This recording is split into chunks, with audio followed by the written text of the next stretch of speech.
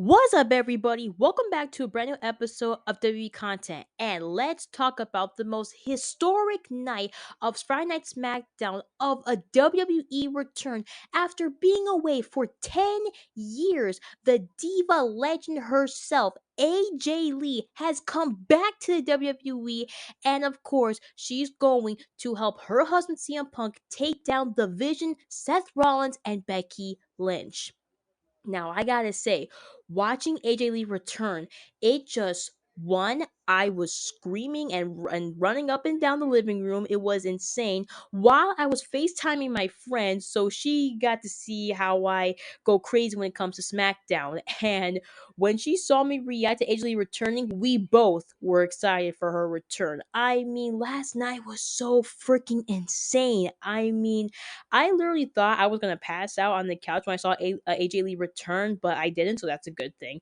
But man, oh man, the return of, let's say, the century. Let's call it the return of the century. AJ Lee has come back to WWE. I mean, oh my god, just incredible. Now, before we get into the legend herself returning to the WWE, let's retrace our steps a bit and go back to the beginning of the night where, of course, it was in Chicago where I was born and raised, and the GOAT himself, John Cena, comes out and the crowd is just electrified with his presence. I mean, it was like on not that day, but at that specific arena in that specific town, that's when he debuted, and thus began the ruthless aggression era when he fought Kurt Angle. And then that's when he beat the Big Show for United States Championship. Like, Chicago has that holds a place in his heart, and I thought that was amazing to see the crowd holding up their Cena signs, seeing all the Cena shirts, like basically everything John Cena, and of course CM Punk, because he's like he's also a legend in Chicago. So the crowd in Chicago was amazing, and with John Cena and CM Punk in the same building, I thought it was amazing. Now, it was a little hostile for Sami Zayn to come out with him being the new United States champion, with him beating Solo Sikoa and the MFT. For him coming to into that arena, I thought they were going to be cheering for him, but he was getting booed so hard. I'm like, wait, are we watching Dom Mysterio again? Like, is Dom Mysterio in the building somewhere? No, it was Sami Zayn. I mean, what's crazy is that when Sami Zayn debuted, John Cena gave him an US Open title match. Sadly, he lost, but that gave him his respect. So of course, with Sami Zayn being United States Championship, he wants to have the legacy go. Like, he wants to have the legacy of US Open challenges, like how John Cena did for all the new up and comers from NXT going to the main roster. So for Sami Zayn to do that and to fight John Cena for it, I thought that was a perfect way to end John Cena's farewell tour of his last night in Chicago. I mean, what better way to do it than to have it in Chicago, where you basically debuted against Kurt Angle, and to fight for the US championship, where you had that on for so many times and you paved the way for so many underdogs of the WWE to be where they are today. I mean, that first match was just freaking insane. And for people to boo Sami Zayn, I mean, he's the most humble guy out there, but Chicago was not having it. They wanted Cena to beat him. Also, I kind of wanted Cena to beat him too, because I mean, hello, it's John Cena. I mean, this is gonna be the last we're gonna see him wrestle anybody in WWE. So you might as well beat someone and have a little title reign for a while before you retire.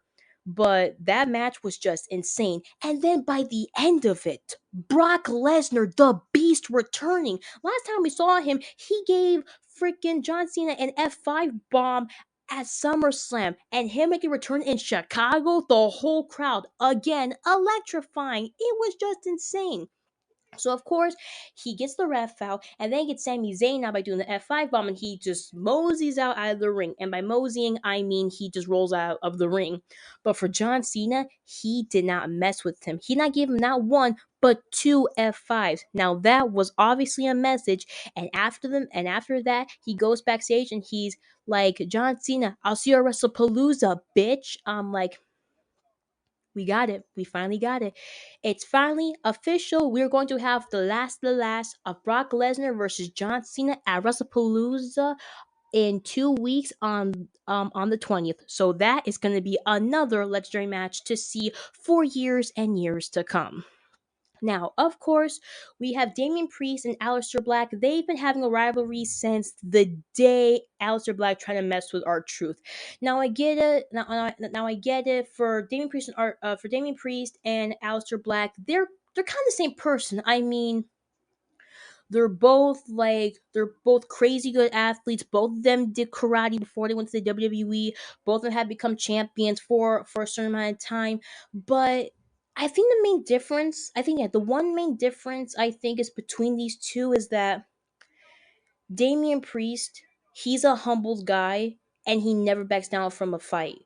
Where Aleister Black, on the other hand, he's just that sneaky person where if you try to trust him, he will still stab you in the back. Even if he is your friend, he'll still stab you in the back to get what he wants. And by far now, between Damien and Alistair, their rivalry again is far, far, far, far, far, far, far, far from over than what we expected for Alistair Black to come into the WWE after I think 5 years away, 6 years away. So look, Alistair may have won the match, but dude, you're going to regret messing with the Punisher himself, the former WWE World Heavyweight Champion Damian Priest. I'm just saying, man, you better watch out because a guy coming from the streets, he never backs down from his opponent and he never backs down from a fight. So be warned the next time you see him or the next time you have a little interview with Kathy Kelly, next thing you know, you get your butt kicked by Damian Priest. Now that would be funny to see. Now, as for Randy Orton and Drew McIntyre, I mean, look, I've been talking about how Drew McIntyre is nothing but a guy who hides behind his phone, hides behind social media. He thinks he owns everything. He thinks he knows all the facts. He thinks he knows everything that's happening thus far with the person he's fighting. But here's the thing, Drew. You don't know what Randy's capable of. I mean, do you remember him in the Ruthless Aggression era? Do you remember him being the youngest WWE champion? Do you remember him being part of Evolution, where the game himself, Triple H, taught him all the right moves? And not to mention, he's a generational wrestler. His father, Cowboy Bob Orton, was a wrestler. His grandfather was a wrestler. So if you would think for 1 second that you can't beat the Apex Predator himself, the legendary killer, the Viper, Randy Orton, you just made a really, really big mistake on your hands. Now, the women's division. I have to say, Julia, she did a very good job thus far with the Women's United States Championship. Now, I get it, it was her second title defense, and against, of course, Michin. Of course, we all knew Michin was not going to win that, especially with Julia's manager. I think it was Kalani James. We all knew that Julia was going to win somehow, some way, thanks to her manager. But so far, she's doing pretty good. Now, from her being a newcomer in NXT, she still has a long way to go to prove herself. But by far, step by step, she's doing a very, very, very, very well job. Now, let's now get to the main attraction, which, of course, AJ Lee returning. Now, for a second, I thought it was going to be Becky Lynch, since we saw Becky Lynch come into the arena by herself, and she was like, doing her thing, talking to Nick Aldis, whatever, whatever. But then to see Seth Rollins, I'm like, dude, stop, just stop. And for him to enter through the crowd, I'm like, oh yeah, we all know that he's just there because he knows when CM Punk comes out, CM Punk's going to be in the ring, Seth Rollins is going to be in the stands, they're going to keep talking back and forth, and basically we're going to see like another brawl out fight, whatever, whatever. But for him to introduce his wife and then for CM Punk to come out, I'm like, oh, it's about to go down. It's about to go down in Chicago, and it's going to be a great freaking night. Now, what's funny is that with Punk, he wasn't he didn't even get one single hint about AJ Lee returning yet. What he did was give us a few possibilities of certain people that he wanted that wanted to help him beat Becky after what happened that coming Monday where she slapped him in the face a couple of times. The fact that he said, "You don't think I will snap my fingers and one of my sisters will come out over the barricade to kick your ass?" And then he goes to, "What if I just give a call to Bailey and she could help me? Or how about the Eradicator herself, Rhea Ripley?" Now I gotta say, Rhea Ripley and CM Punk, they have started a great friendship thus far. So can you imagine Rhea and Punk teaming up to beat Seth and Becky? That'd be the coolest thing I would ever see.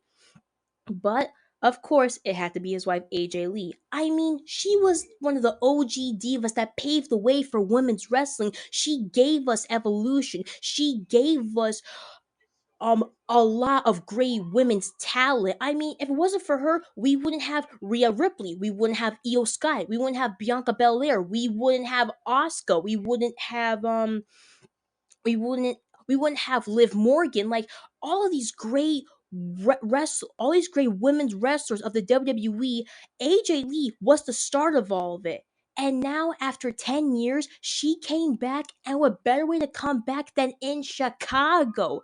I mean, after Becky slapped him, I'm like, okay, no, no, no, no, no, no, no, no. See, this is where we draw the line.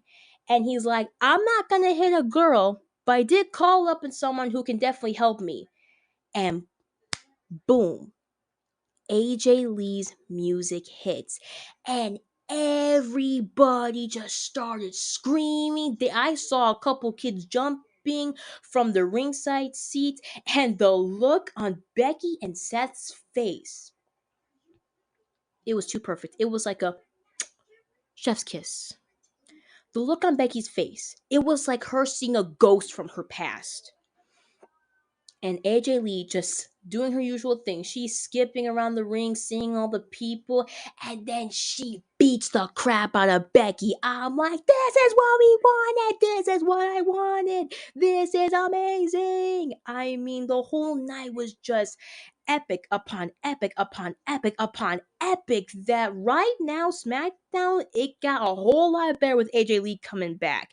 And of course, we are obviously going to get Seth and Becky versus Punk and AJ Lee at WrestlePalooza. I mean, it's bound to happen. I mean, we're obviously gonna have that, and then who knows? Maybe after that, AJ Lee could probably get a title shot for Becky Lynch's title, and then after that, Seth Rollins can not Seth Rollins, CM Punk can get his rematch again. But I was also thinking, so, you know how some wrestlers do like those wager things of where, like, when someone's a champion and they face a challenger, they have like those like little bets or something? Like when Seth and Damian Priest had that bet where if Damian Priest retained, Seth Rollins wasn't going to go after the championship anymore. And if Seth beat Damian Priest, he had to leave the Judgment Day. And then the Becky Lynch Lyra Valkyrie situation, where if Becky retained the championship against Lyra, she couldn't go after the title anymore. And if Lyra beat Becky, then that meant that she could do whatever she wants with it, and Becky can't say anything. Well, that got me thinking for a second. That got me thinking, what if at WrestlePalooza they do, of course, the mixed gender tag team match, whatever, but they do a little wager. And hear me out. How about they do this? If Punk and AJ Lee win, they get to fight they get to, Punk can fight Seth and AJ Lee can fight Becky, the Raw after WrestlePalooza for the titles. AJ and Becky for the Women's Intercontinental Championship, and Punk and Seth for the World Heavyweight Championship. And they have to do that because there will be a contract signing after WrestlePalooza. But if Seth and Becky win, then that means that they can pick any match of their choosing when they fight. When Seth fights Punk and when Becky fights AJ Lee. Now I get it. That's like a long list thing to go to, especially with more matches, title matches, a couple storylines heating up to that point. But I feel like for a tag team match like that, that would be like a perfect box office type for Monday Night Raw. I mean, think about it. The Raw after WrestlePalooza, Seth has to defend the title against CM Punk, and then Becky Lynch has to defend the title against AJ Lee. And then guess what? Both Punk and AJ Lee beat the Vision themselves, and they're on top of the world. Plus, I feel like AJ Lee with the Women's Intercontinental Championship, that would look really, really, really good on her. So I'm just saying, that's just my theory process of what could happen possibly during WrestlePalooza weekend, and to see whether or not Seth is man enough to fight his own battles than to have his goons and his wife do his dirty work for him.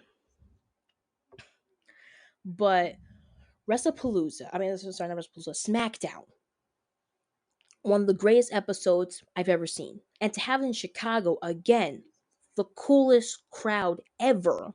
I mean, it was insane. It was packed upon packed. Like, again, just amazing. Now, look, we only have, I think, two matches official for WrestlePalooza. Io Sky versus Stephanie Vaquer for the Women's World Championship, and then John Cena versus Brock Lesnar. Now, I do feel like they're definitely going to do a Seth and Becky versus Punk and AJ Lee at WrestlePalooza, but I don't know. Maybe they can do it at maybe at a Survivor Series or Royal Rumble. But I don't know. I don't think they will do that at Royal Rumble because Punk wants to be in the Royal Rumble so he can beat everybody and then beat Seth at WrestleMania. So that's let's just put that on the back burner for later on until we get to Royal Rumble. Because right now we gotta focus on Worlds Collide coming up next week on the 12th, where of course we will see Vinkingo versus Dominic Mysterio for the Triple Mega Championship, which will be the main event fight for that night.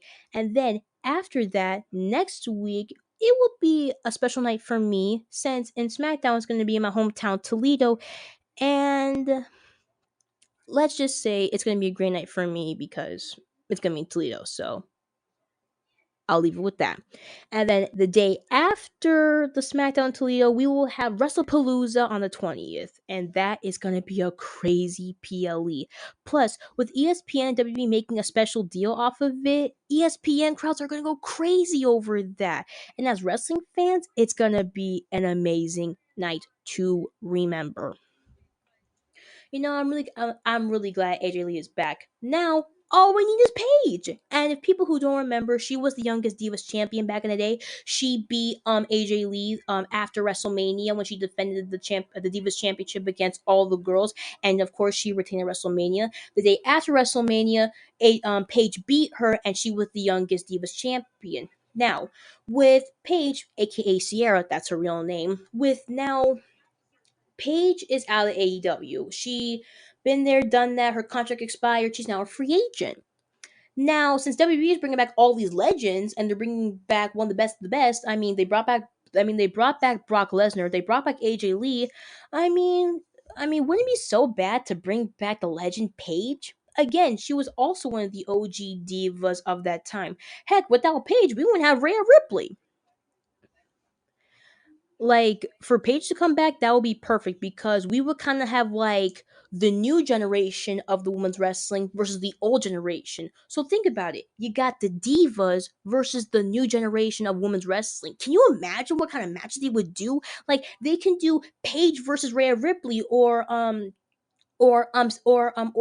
Paige and AJ Lee versus Io Sky and Ray Ripley in a tag match. Heck, we might even get the Bella twins. Nikki's already back. We can get Brie Bella back in the WWE too. And there you go. There's your whole women's roster of the new generation and the old generation of WWE superstars. I mean, what better way to make more matches and cool storylines than to bring back the OGs that started it all for us women, and to see women like Rhea Ripley, Paige, Io Sky, Bianca Belair, Natalia, Maxine Dupree to become a WWE superstar.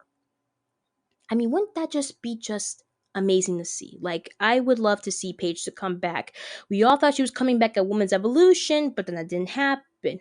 But with AJ Lee back, why not have Paige come back? I mean, she did a lot for that company, and she had a good career in the WWE. So I say bring her back, and we got ourselves an amazing storyline.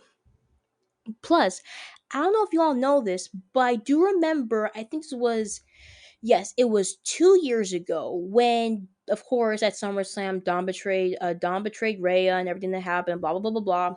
But after everything that happened at SummerSlam, Dom and Liv went to a Fanatics little festival, and they were like, on live, and they were signing like, like memorabilia, autographs for kids. Like they were signing t-shirts, a special chair, a title things and stuff for kids that wanted to like bid off the stuff that you wanted to buy off the WWE shop.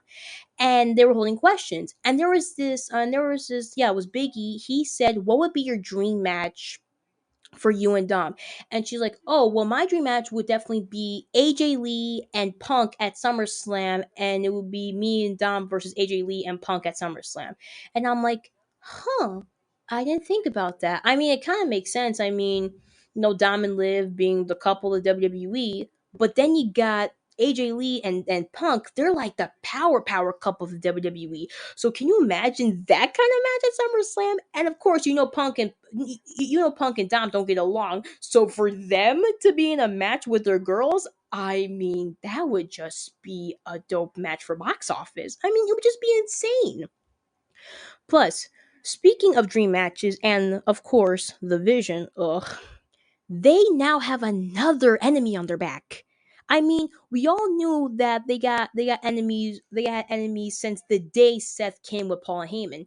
So now they have an LA Knight problem. They have the Usos problem. They have a Rhea Ripley problem. They have a Punk problem. They have now an AJ Lee problem in the business.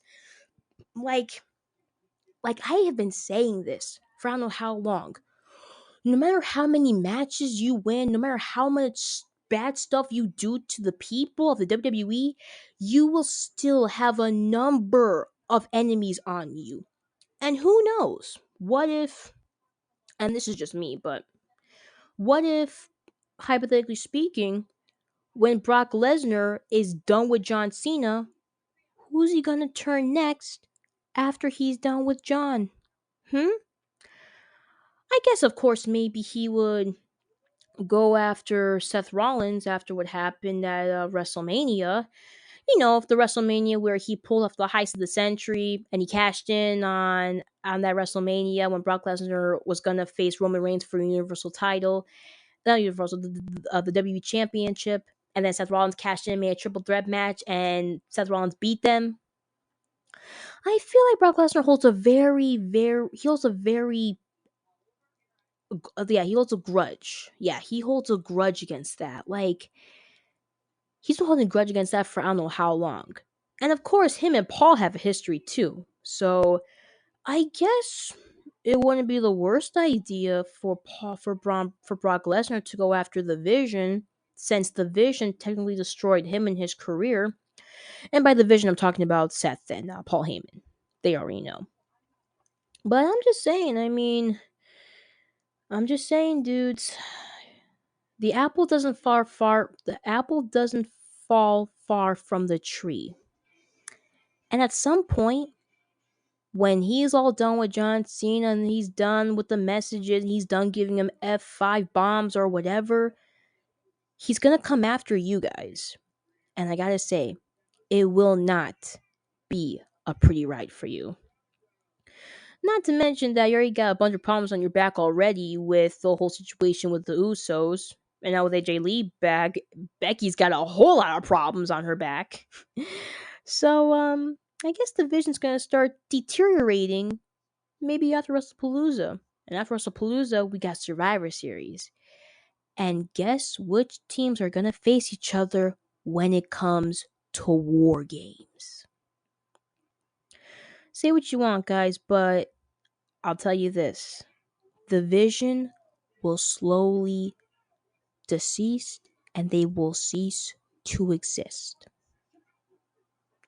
But that's just my theory. Well, that's all I got for today, guys.